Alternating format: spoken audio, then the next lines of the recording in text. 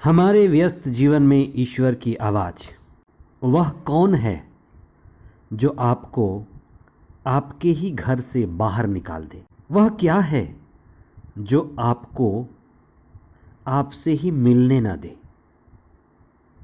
वो कौन सी ताकत है जो आपको अपने अंतरतम में जाने ना दे?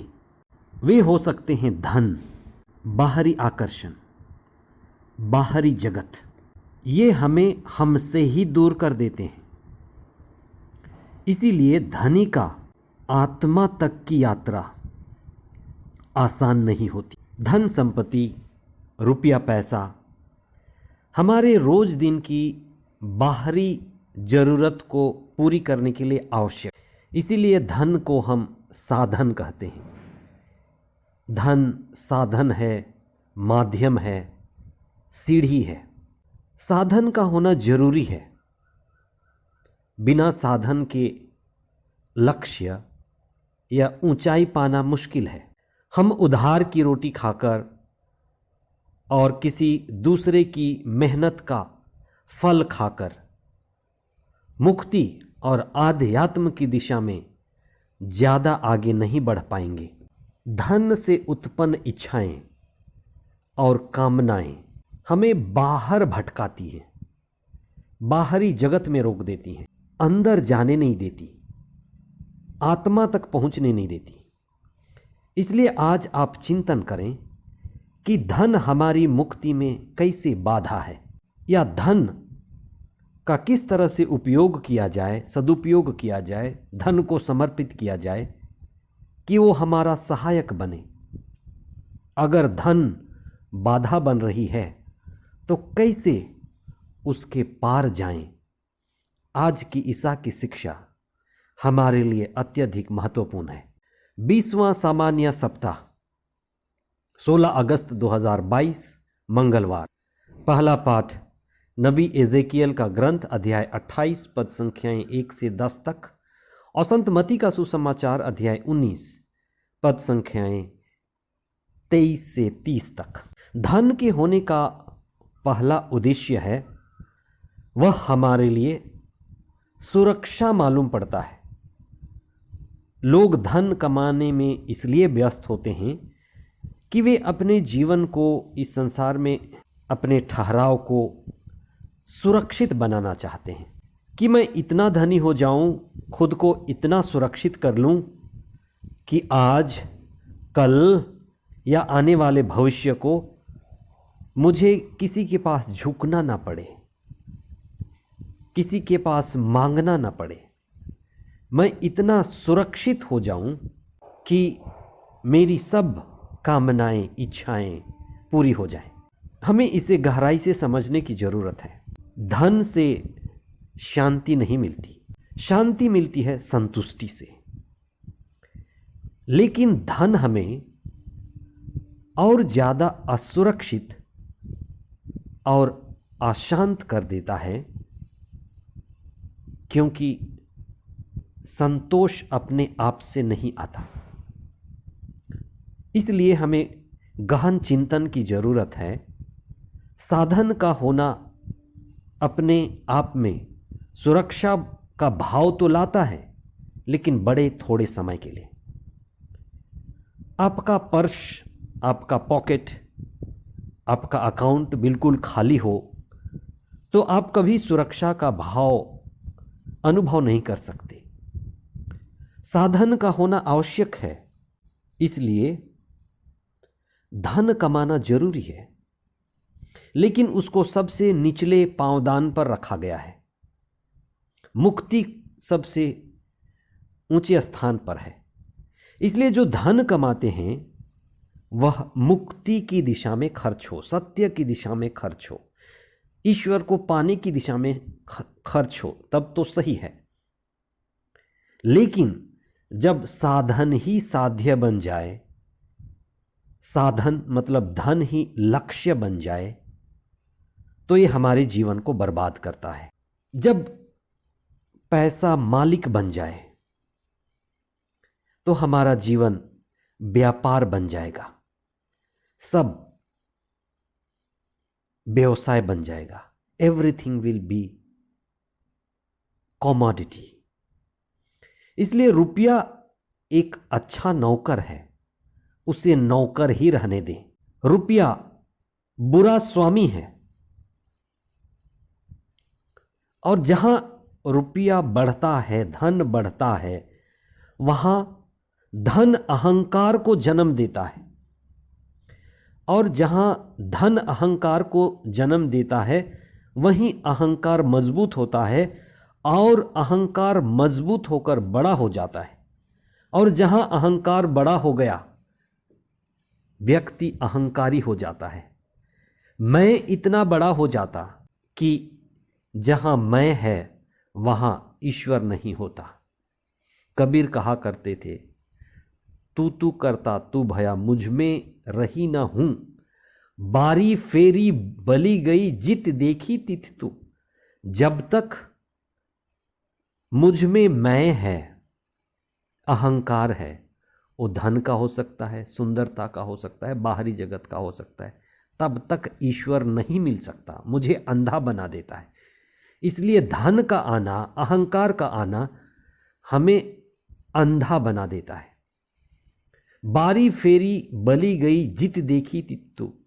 जिस दिन मेरा अहंकार गया, धन के साथ अहंकार भी जाता है, सुंदरता के साथ अहंकार भी जाता है, बल के साथ अहंकार भी जाता है। इसलिए धनी व्यक्ति को मैं अंधा बना देता है, अहंकार अंधा बना देता है। इसलिए जहां अहंकार है वहां ईश्वर नहीं होता, क्योंकि अहंकारी ईश्वर को स्वीकार नहीं कर पाएगा, वो विनम्र नहीं हो सकता। धनी धन का प्रयोग ऊंचाई और सच्चाई और आध्यात्म के लिए भी खर्च नहीं करता।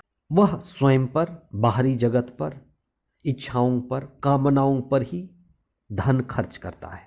इसलिए आप इस बात पर भी चिंतन करें कि किसके पास धन होना चाहिए, कौन वास्तव में धनी होने का हकदार है। वह जो धन इकट्ठा करता है और अपनी वासनाओं में जीता है, या वह व्यक्ति जो धन पाता है और उसको सच्चाई के लिए, आध्यात्म के लिए, ईश्वर के राज्य की खोज के लिए उपयोग करता है। धनी का ईश्वर के राज्य में प्रवेश कठिन का क्या मतलब है? धन बाहरी है, धन बाहरी संपत्ति है, अच्छी जरूर है, लेकिन धन का शरीर और मन तक पहुंच है, वहीं तक प्रभाव है। धनी व्यक्ति शरीर और मन के सतह पर रहता है, जीता है और रुक जाता है, ठहर जाता है। धन उसे रोक लेता है, आगे बढ़ने नहीं देता, मन तक उसकी पहुंच होती है। धन हमें आत्मा तक नहीं जाने देता, रोक देता है। धन आत्मा तक जाने से रोक कर उसे वहीं ठहरा देता है, वहीं उसका पड़ाव हो जाता है। धन है बाहर, आत्मा है आंतरिक। धन का आकर्षण और धन की इच्छा हमें बाहर खींचती है, सभी इंद्रिय बाहर की ओर हमें खींच ले जाती, आत्मा की ओर जाने नहीं देती, अंतरतम की ओर गति करने नहीं देती। यही विरोधाभास है। अतः खुद के अंदर आत्मा का राज्य तभी आ सकता है जब हम जो हमारे पास धन है उसको समर्पित करें। इसीलिए कहते हैं तेन तख्तेन भूंजिता, पहले जो है उसको समर्पित करें। हो सकता है शरीर, हो सकता है मन, हो सकता है बाहरी जगत। उसके बाद आपके अंदर कृपाएं, आशीष आने शुरू हो जाएंगे। इसलिए शरीर और मन और धन को छोड़ना और समर्पित करना जरूरी है, तभी हम ईश्वर के राज्य को पाने के हकदार होंगे। इसलिए आपके पास धन है तो उसका क्या करें? आप धनी हैं तो क्या करें? आप उसको सत्य की खोज में लगाएं, आत्मा की खोज में लगाएं। इसलिए समझदार धनी वही है जो अपने धन को सत्य की ओर, आध्यात्म की ओर खर्च करता है। प्रभु यीशु के पास एक धनी युवक आया और ईश्वर के राज्य में प्रवेश करने का सीखना चाहा। ईसा ने उसे आदेश दिया कि तुम अपनी सारी संपत्ति बेच दो, दान कर दो और मेरे पीछे आओ, तुम्हें जीवन मिलेगा, स्वर्ग राज मिलेगा। लेकिन वह ईसा के आदेश पर खरा नहीं उतरा, वह चल नहीं पाया। उसके लिए धन बड़ा आकर्षण था, वो धन को नहीं छोड़ रहा था। इसलिए जो धन को नहीं छोड़ सकता वो आत्मा तक गति नहीं कर सकता, ईश्वर से दूर ही रहेगा। और जो आत्मा तक नहीं पहुंचता वो हमेशा उदास रहेगा, निराश रहेगा, हताश रहेगा और दुख का कारण भी वही होगा। इसलिए आप इस बात को समझें, हमारे दुख का कारण क्या है, धनी के दुख का कारण क्या है। हम अपनी आत्मा तक पहुंच नहीं पा रहे हैं, हम अपने ही घर में प्रवेश नहीं कर पा रहे हैं। अपनी आत्मा में ना होना ही उदासी, निराशा और हताशा का कारण है। आत्मा से संपर्क टूटना, खुद से ना मिल पाना और बाहरी जगत में भटकना ही हमारे दुख का कारण है। इसलिए ईसा इसी बात पर हमारा ध्यान आकर्षित कर रहे हैं कि जो धनी हैं उसके लिए आकर्षण ज़्यादा है, वो ज़्यादा विचलित होंगे, उनकी इंद्रियां सारी बाहरी ओर होंगी।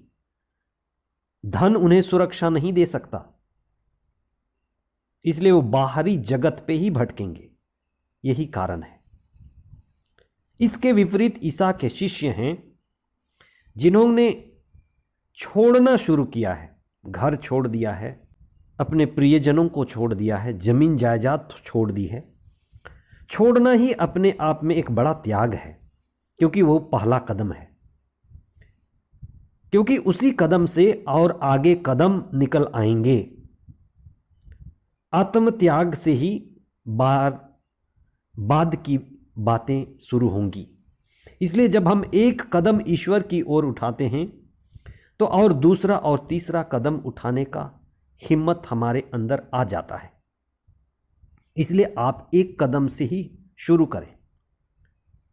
इसलिए ईसा के शिष्य अभी दूर तो जरूर हैं ईश्वर के राज्य के, लेकिन वे वहां तक पहुंचेंगे, वे ईश्वर के राज्य में प्रवेश करेंगे, लोगों के लिए भी आदर्श बनेंगे, क्योंकि जो आत्म त्याग उन्होंने शुरू की है वो सही दिशा है। उन्होंने बाहरी जगत को, संसाधनों को छोड़ना शुरू किया है और वहीं से वे अपनी ही आत्मा में प्रवेश करेंगे और आत्मा के राज्य में प्रवेश करेंगे, और आत्मा का राज ही वास्तव में ईश्वर का राज्य है। वे अनंत जीवन के नजदीक हैं। आइए हम प्रार्थना करें। आज के पहले पाठ में तीरुस के राजा, जो बहुत अमीर हो चुका, मजबूत शासक बन गया, लेकिन उसके अंदर अहंकार आ गया कि मैं ही सब कुछ हूँ। ईश्वर नबी के द्वारा उसे आदेश देता है कि उसका विनाश होने वाला है। अहंकार जल्दी या देर से, लेकिन विनाश के रास्ते पर होता है। हे सर्वशक्तिमान ईश्वर, आपने हमें कई वरदान दिए हैं, विशेष करके शरीर दिया है, मन दिया है, कई अच्छे गुण दिए हैं, माता पिता, धन संपत्ति, संसाधन दिए हैं। हम आपको धन्यवाद देते हैं। हमें सद्बुद्धि और विवेक भी प्रदान कीजिए कि हमें जो मिला हुआ है हम उसको आपको पाने में, आपकी सेवा में, आध्यात्म की ओर गति करने में उनका उपयोग करें। हम सभी उन परिवारों, भाई बहनों के लिए भी विशेष प्रार्थना करते हैं जिनके पास धन है, संसाधन है, लेकिन इसके बावजूद वे दुखी हैं, निराश हैं, परेशान हैं, आत्महत्या कर रहे हैं। वे अपने धन का सदुपयोग करें, सत्य को खोजने में, अच्छाई को पाने में, धर्मशास्त्र को पढ़ने में, अच्छी किताबों को पढ़ने में, प्रार्थना करने में, ध्यान करने में और आध्यात्मिकता की ओर गति करने में वे अपना सब कुछ समर्पित करें। हे सर्वशक्तिमान पिता, हमारे बीच में, तेरे लोगों के बीच में और जो तुझे खोजना चाहते हैं उनके हृदय में तेरा राज्य आवे। आमीन।